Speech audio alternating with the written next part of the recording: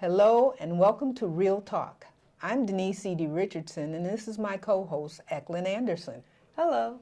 Here on Real Talk we focus on family, health, community, restoration, and church, giving real solutions from the Word for very real problems. As you know, we do our best to cover all parts of life and today is no exception.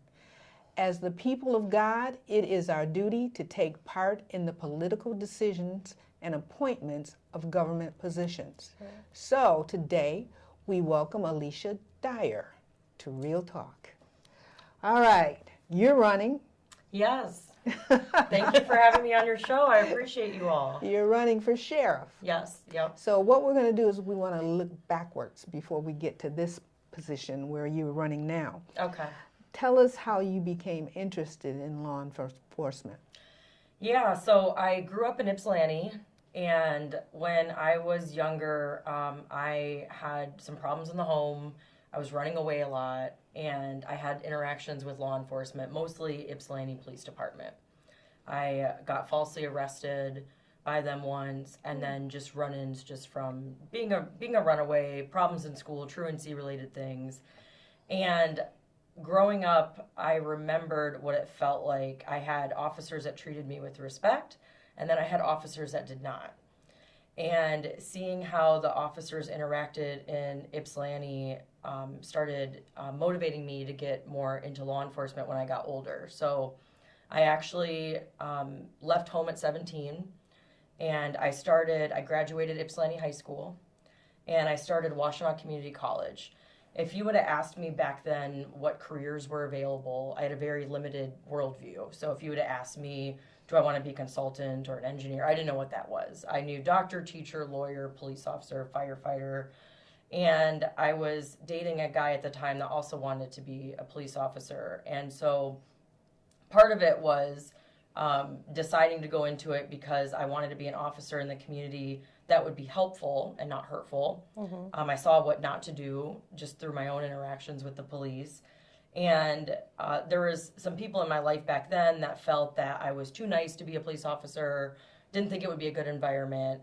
And I also think I got hard-headed and it's like, don't show them. I'll show you. Don't tell me what I can and can't do. And really, I remember back then thinking, well, the goal should be that officers are nice. Right. You know, that's not necessarily a bad thing. And so I started at Washtenaw Community College, and I graduated the police academy. And then from there, I started my career at the Washtenaw County Sheriff's Office. Okay, what was your primary assignment when you started? So when I started, initially I got hired on in the summer, and it was for working the Marine Division. So I patrolled the waterways in Washtenaw County, and after that summer, I then moved to the Road Patrol Division. Majority of my career I spent in the Road Patrol Division, answering calls for service in the community, investigating domestic violence, homicides, disorderly conduct, any 911 call that would come in as an officer, I would be responding. And I did that for 7 years. And during that time, I also worked in a specialty assignment where I was focused on helping our youth in the community, trying to prevent them from getting into the system, trying to get them more resources, working in a more community engagement role. From there, I ended up going back to graduate school, where I then went back to the Marine Division and worked patrolling the waterways towards the end of my career. Okay. So when you were on patrol, did you meet people like yourself as a youth?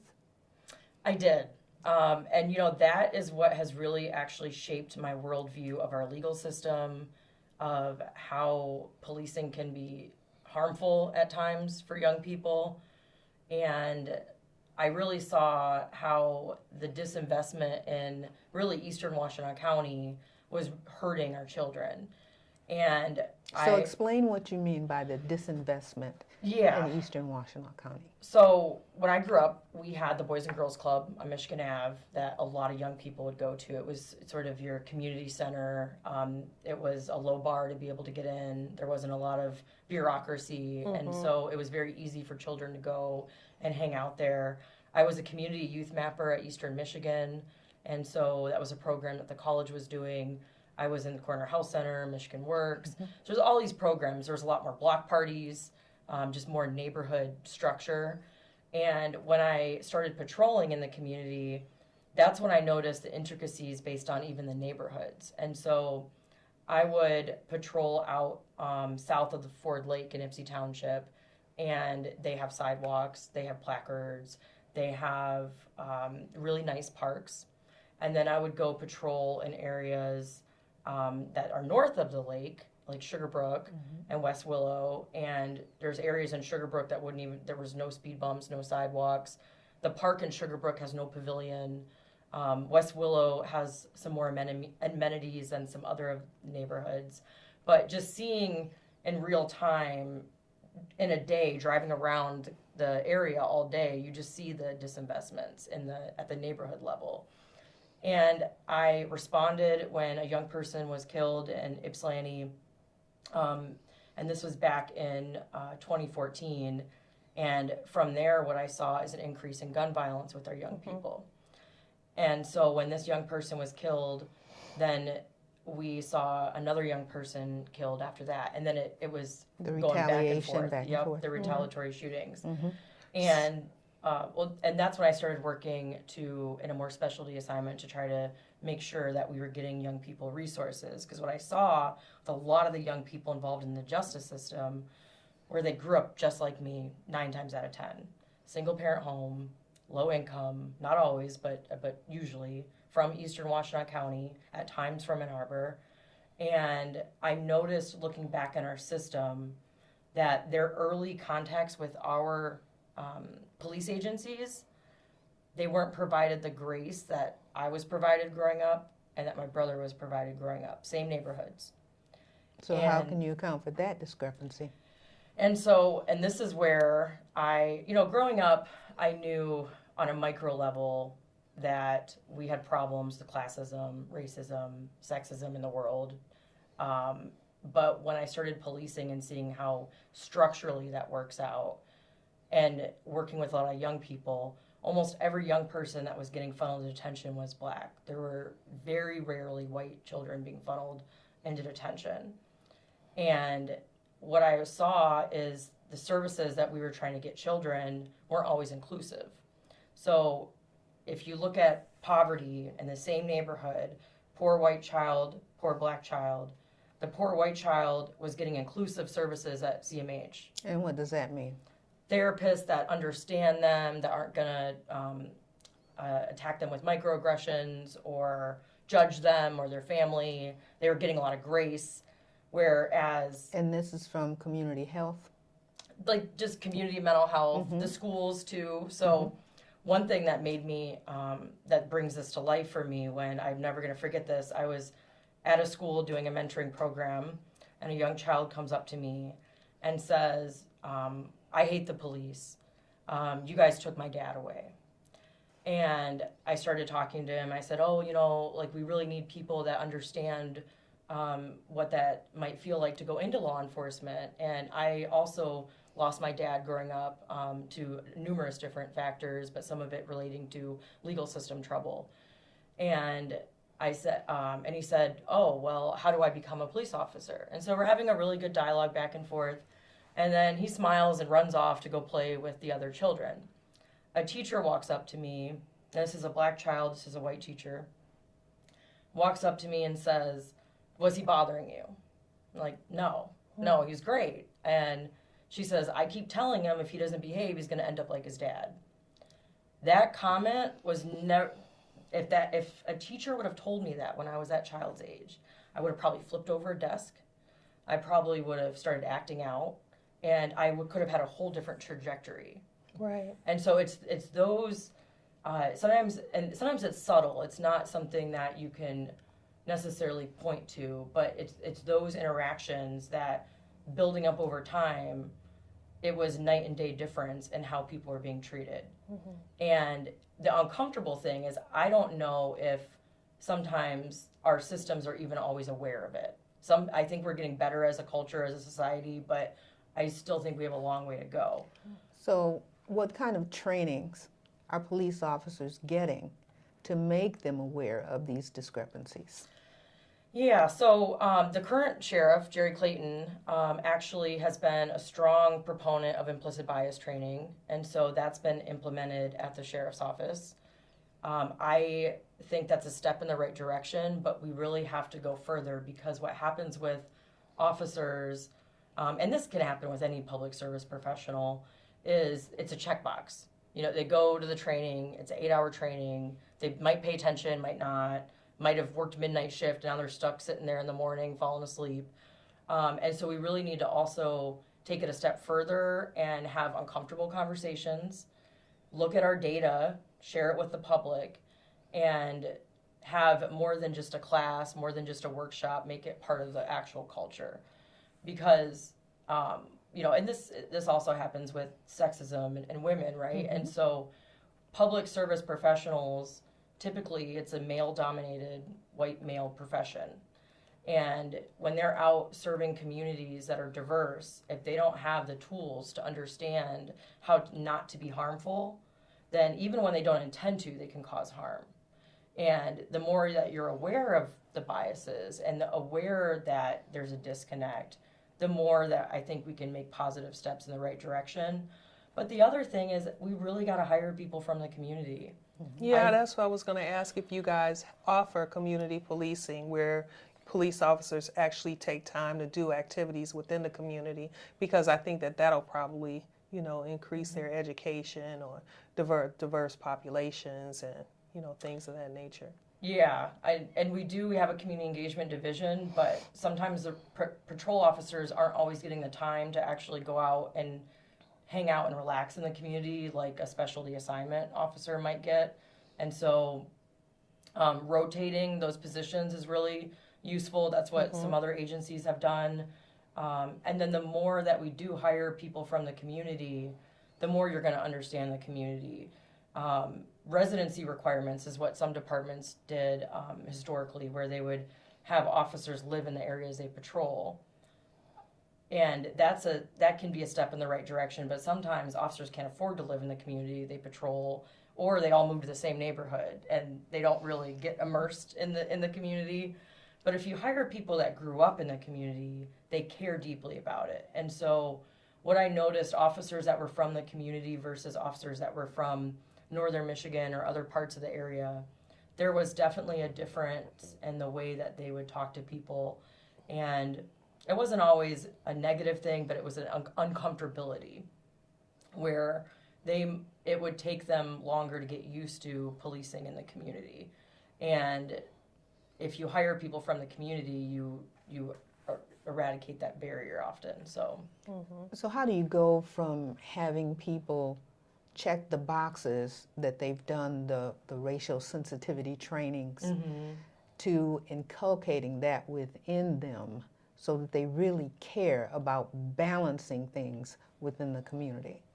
So I'm a big believer in relationships. So like you mentioned, if you have more officers that are given the time to actually go out and hang out with the pastors or hang out with different community groups, then they're getting to know the community. And so if they're not from the community, I think that it should be mandated that they spend time in the community before they officially start on road patrol, so they have a grasp of who they're serving. And so I think that is one way to help with that. And then the other way is making sure that we're evaluating the trainings that we're using to make sure they actually work. Right. We do a really good job at bringing in trainings, but then we don't actually evaluate, are the disparities reducing? We have some of the highest disparities at the sheriff's office in the state for some different offenses. And for example? So the sheriff's office is arresting black people for low-level offenses 11 times the rate of white people. I know from working there that this is due to a few different factors. One is we have a long way to go when it comes to reducing our racial disparities and making sure that officers aren't pulling people over out of bias. It should always be about safety, not bias. So that's one. But then the other thing that's happening is there's a lot of administrative pressure for the police to meet their numbers. So tickets, stops, arrests. So if you have a large contract in Ypsilanti Township and you tell those deputies that they have to make a certain number of stops every hour or every day, then overwhelmingly that's going to affect communities that are already excluded or have lower opportunity scores, because that's where ultimately the police spend most of their time. So then that creates a cycle where if you grew up and you're driving in Ypsi Township versus if you grew up and you're driving in Augusta, your likelihood of getting caught for really minor things reduces dramatically. And so because of some of our practices, we know that this statistic exists. And so what we need to do is we need to share it with the public better, explain, just admit it. We have a long way to go. We're trying, this is what we're doing, and then create a plan alongside the community on how to reduce these disparities. And honestly, that in particular data point is a public health emergency. If you are doing that in a community over decades, you are criminalizing childhood, you're criminalizing mental health, and you're criminalizing poverty. Mm-hmm. And so it really has to, and this is why I want to reduce traffic stops whenever we can. When it comes to safety, we should absolutely make them, but we shouldn't be making traffic stops that are for issues related to a crack in the windshield or an air freshener or some of these lower level stops that don't actually impede public safety. So we've seen changes in Ann Arbor in that way. Yep. Do you have to work with other agencies or institutions to make that happen, or is that something as a Washtenaw County Sheriff you can do yourself? So as sheriff, I can do it internally with policy. And then what's really great about the Ann Arbor ordinance that just passed, that Councilmember Cynthia Harrison proposed, mm-hmm. is it puts it... Explain to people what the ordinance is. Okay, sorry. So there's an ordinance that was implemented in Ann Arbor that stops the officers from pulling people over for certain minor infractions. Loud exhaust, crack in the windshield, registration sticker out of place, license plate light bulb out, one tail light out. And this ordinance that was implemented, what it did is it created a situation where the police chief then implemented a policy as well, making sure that Ann Arbor police are not going to be pulling people over for these offenses anymore. Now, if an officer sees a homicide suspect that they know that's them driving the car, they can absolutely still pull over that car. It's not saying that we're going to ignore crime, but what it's saying is when officers are bored or when they're looking for something, they're not going to start pulling people over for these offenses. Because what the research has overwhelmingly showed is it disproportionately has hurt Black residents in Ann Arbor and a lot of Ypsilanti residents that might drive back and forth. Because when I was growing up, actually, that was said among friend groups. We're not going to go to Ann Arbor because we don't want to drive through Pittsfield.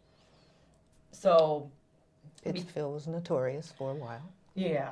So now that the ordinance is implemented, what's great for me is it makes it much easier to implement a policy because the interim chief Metzer already has a policy at the Ann Arbor department.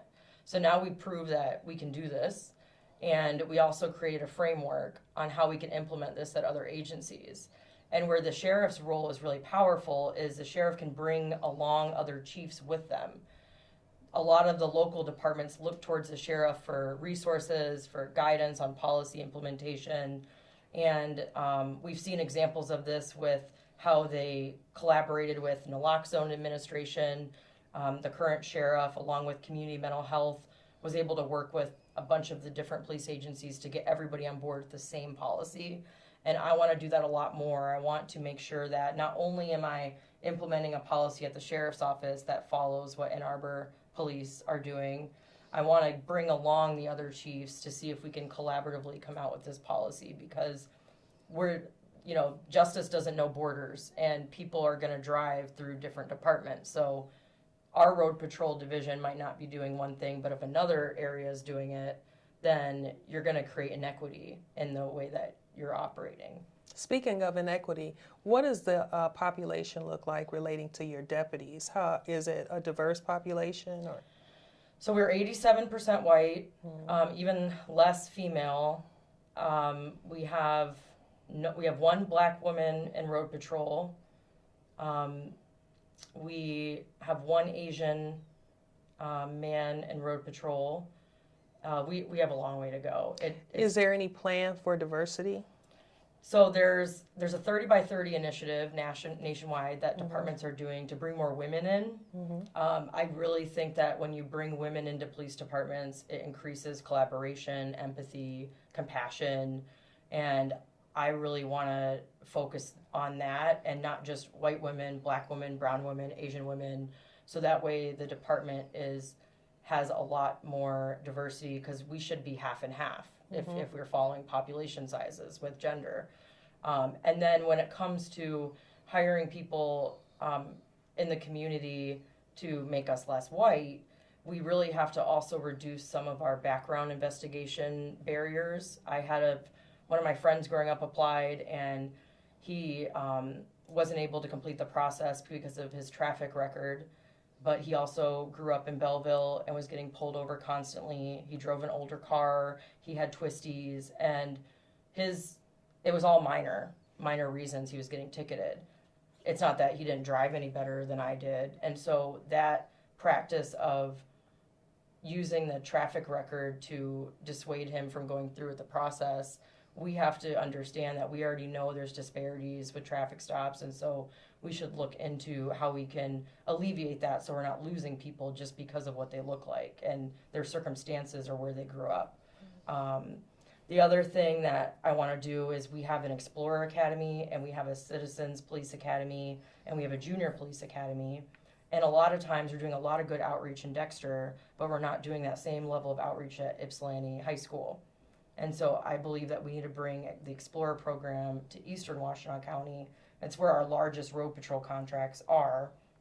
So that way we're hiring more people, because if you're doing a program for Explorers out in Dexter, you're already dealing with a population that is predominantly white out in Dexter, right? And I know they're trying to get more diverse, but it's still not there yet.